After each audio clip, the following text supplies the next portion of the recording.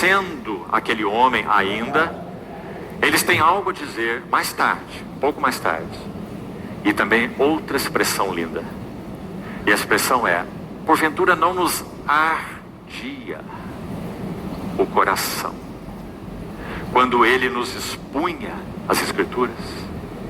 Oh, meus irmãos, meus irmãos, como precisamos recuperar o assombro, a nossa visão de Cristo, a nossa visão da beleza da palavra de Cristo.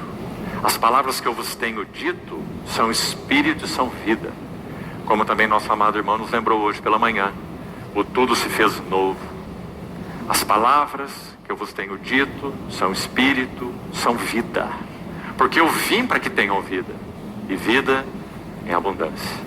Então, meus amados irmãos, nosso Senhor faz isso com esses dois discípulos de Emaús, sem mesmo eles o reconhecerem. Então a jornada segue. Início do capítulo, túmulo aberto e o Senhor ressurreto. Na jornada para Emaús, Escrituras abertas, coração ardendo. Mas tem mais ainda nesse relato ainda de Emaús: olhos abertos. Então é dito que em um determinado momento os seus olhos foram abertos. Terceira coisa, aberta. E eles reconheceram que era Jesus. Se você seguir o relato, e nós vamos lá para o verso que lemos na introdução. Veja o verso 45. Então lhes abriu o entendimento. Agora não é dos discípulos de Emaús apenas. Agora é dos discípulos dele, que estavam reunidos após a ressurreição. O relato começa no verso 36. Então é dito que ele abriu o entendimento deles, baseado no quê? Olha o final do verso 44, de novo. O Senhor diz a eles, ministra a eles, tudo o que de mim, final do verso 44, está escrito na lei de Moisés, nos profetas e nos salmos. Só que essa lei de Moisés, profetas e salmos estavam na mão deles há muitos e muitos anos. Assim como também estava lá na Babilônia. Eles tinham a Torá, eles tinham a lei, eles tinham salmos, eles podiam cantar louvores à Babilônia, eles podiam ler a Torá, mas o que eles não tinham? Eles não tinham olhos abertos.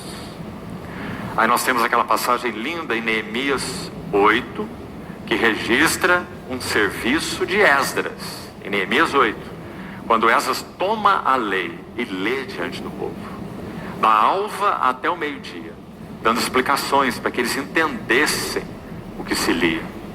E você se lembra o resultado, não lembra? E eles choravam.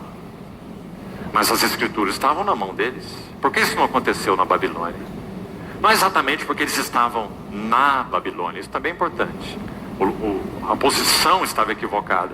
Eles deveriam estar em Jerusalém. Jerusalém havia sido destruída, queimada por causa da apostasia. Mas não é apenas porque eles estavam na Babilônia, porque Esdras também estava na Babilônia, e foi lá que ele recuperou a palavra de Deus. Mas é porque lá eles estavam com seus olhos cerrados. Os objetivos eram outros. Na Babilônia eles tinham prosperidade material. Na Babilônia eles tinham liberdade de culto. Eles podiam edificar suas próprias casas. Eles podiam exercer os seus ofícios. Ourives, perfumistas, pedreiros. E o mais importante para eles, liberdade religiosa, eles tinham. Quando o Senhor deu a palavra através de Ciro para retornar para a Babilônia, a imensa maioria nunca retornou.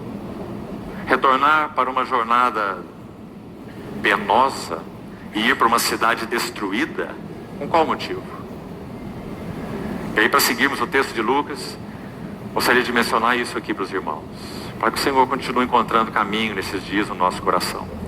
Tantos irmãos nossos têm vivido tempos de conflito espiritual e buscando de novo o próprio Senhor, tocá-lo, vê-lo, servi-lo, serem restaurados à simplicidade e pureza que são devidas ou são de Cristo. Então, meus irmãos, quando eles retornaram por um único motivo. Qual era esse motivo? O nome, a glória e a vontade de Deus. Não tinha nenhum motivo outro natural. Aliás, se olhasse o aspecto natural, nunca teriam saído da Babilônia. Por qual motivo? Se exporem numa jornada. Você lembra de Esdras? No segundo retorno, antes de fazermos a jornada, fizemos um jejum no rio Ava. E nos humilhamos diante do Senhor para pedir a Ele uma jornada segura. Porque eles sabiam muito bem do imenso risco até da jornada. Iriam chegar numa cidade ainda totalmente carente. Apenas o templo estava edificado, não tinha mais nada, não tinha muros, não tinha um serviço adequado, não tinha nada. Então aqueles que retornaram, desde o primeiro retorno com Zorobabel, o segundo com Esdras, o terceiro com Neemias, eles retornaram com por um motivo.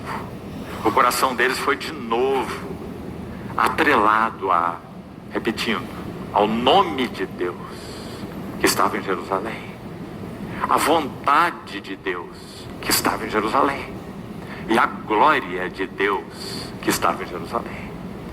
Irmãos,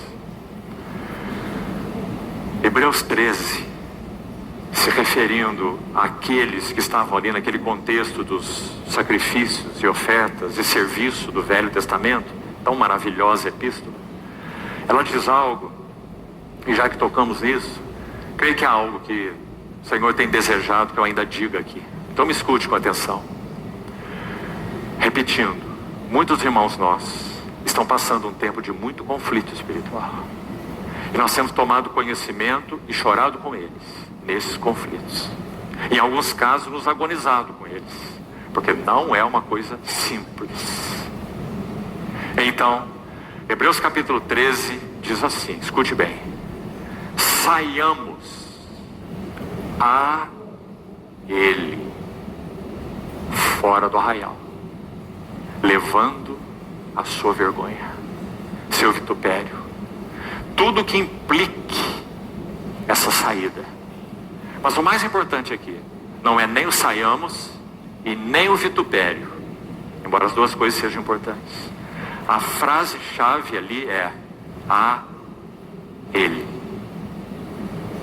Então nós temos que fazer uma pergunta, e ela vale para todas as esferas de nossas vidas, não apenas para os irmãos que estão enfrentando tantas lutas nesse sentido hoje, vale para todos nós.